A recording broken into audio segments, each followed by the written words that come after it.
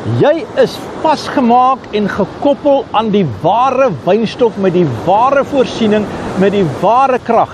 Die Here sê, ek is die wynstok en julle is die lote. Johannes 15 vers 5 sê, ek is die wynstok, julle is die lote. Wie in my bly en ek in hom, hy dra veel vrug, want sonder my kan julle niks doen nie. Ek moet vir jou vandag sê, ek moet vir jou hierdie woord gee, dis God se woord vir jou. Jy dra veel vrug. Ons is amper in die lenteseisoen. Ek is seker as jy 'n bietjie gaan kyk, gaan jy al klaar die bloeisel sien van God se voorsiening in die natuur.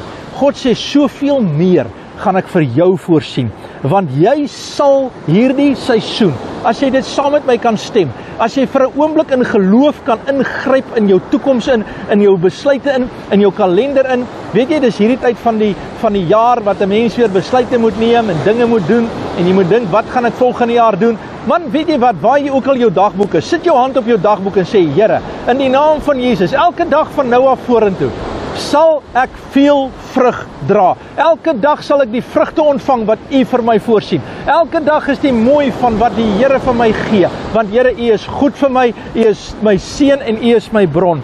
My krag, my vreugde, my vrugbaarheid kom van my verbintenis met Jesus Christus. Solank ek aan hom verbind bly, vloei sy lewe deur my en bring ek vrug in elke situasie en daardie vrug sal bly. Dis my verklaring oor jou vandag. Jy het dit, jy gaan dit ervaar en as jy saam met my stem, gaan dit gebeur. Wees iemand wat glo, wees iemand wat dit vat.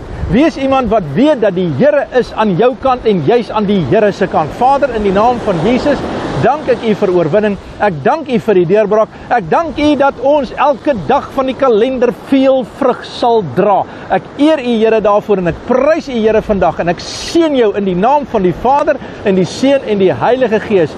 Amen. En God bless. Volg ons en geniet dit, want dit is lekker om die Here te dien.